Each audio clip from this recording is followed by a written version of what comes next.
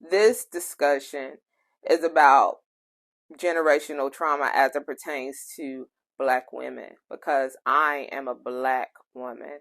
I identify with women across many in all spectrums, but my lived experience is that of a Black woman. I like to share my story, which started as a little Black girl.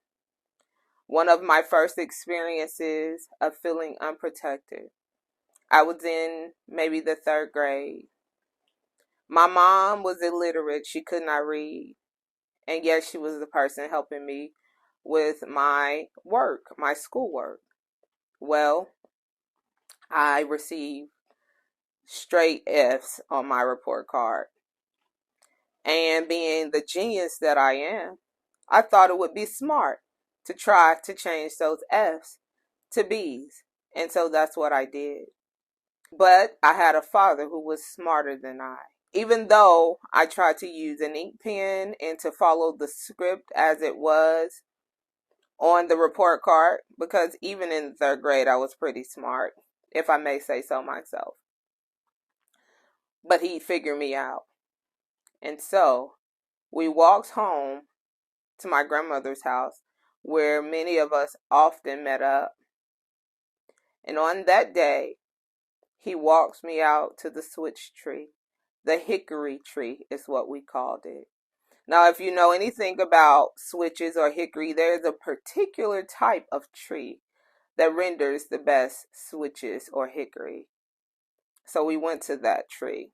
Actually, if I recall correctly, he sent me out there first to get 7 switches, which signified the 7 F's that were on my report card. I went out there thinking I was going to outsmart him again. I picked 7 small switches. I took them to him, and he was not amused. And he trotted me back out to the tree where he picked out 7 perfect switches according to what his desire was at the moment. Shortly thereafter, we made our way back into my grandmother's house, into the restroom. There were people outside of the restroom. I don't remember exactly who was there, but I do remember some faces. And in that restroom, I was whipped with each one of those switches. Fast forward, I'm about 13 years old. I've always been a very bold person. As a little girl, as mouthy as I am now as a woman, who's the hill or healing version of the little girl I once was. I was even more mouthy back then. Not in a disrespectful way, I didn't try to be, but I was honest. Honesty, for me, is the best medicine, even to a fault sometimes. So, he and I had a disagreement. I believe there was some discussion about sex. He thought I was having sex. I was accused of having sex. Even to the point where I went to the doctor and was examined. They confirmed that I was in fact a virgin, even though my virginity would probably leave a year after that. But in that moment, I remember being backed into a corner and his fist coming towards my face. He didn't punch me in my face, but he left a huge hole in the wall beside me. And at that moment, at that very moment, I swore to myself and to God that I would never, ever allow another man to put that much fear in my heart. Many years later, and I'm a married woman, and we're struggling. I'm struggling to submit. I refuse to let him see me vulnerable. I could not, because I swore. I determined within myself that I would never, ever allow a man to have that much power in my life and over me. And so, as a writer, I wrote a piece This piece can be found in my book, Into the Darkness, A Journey to Self-Love Through Self-Examination. I would like to share a piece of that poem or short story with you. This is called Declaration of Independence. I declared on a father who managed me with a rod and iron fist, as he mismanaged my dependency, that I would never again depend on a man for your protection. Yet I crave your protection, all while fearing being perceived as weak. So I lash out. To you, I deliver executorial blows of my words of mass destruction.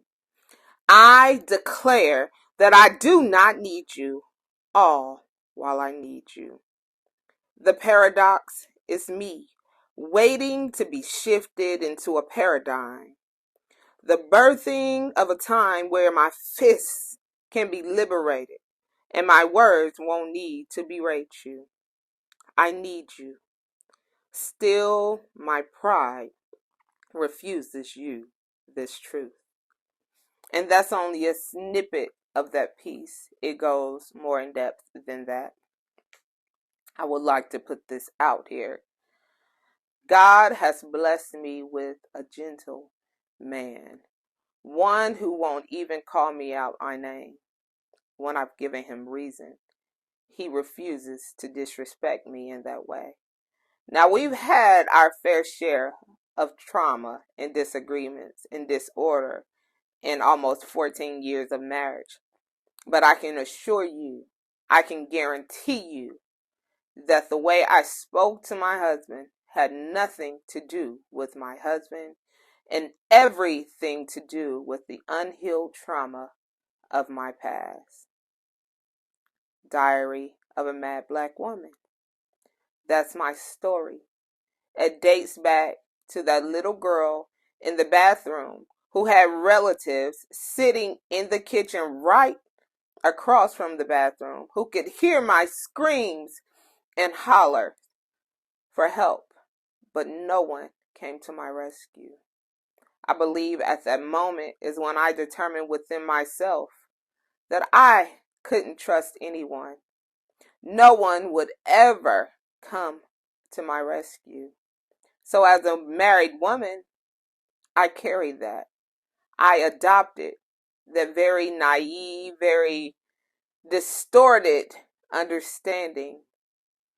So God sends me a man who wants to protect me. But I refuse him that because I refuse to be vulnerable. I made a vow. And biblically speaking, we are always taught that it's better not to make a vow than to make one and break one. I could not. I couldn't break that vow. I was standing firm and steadfast in my belief, in my vow, that never again would I allow a man to mishandle me the way my father did.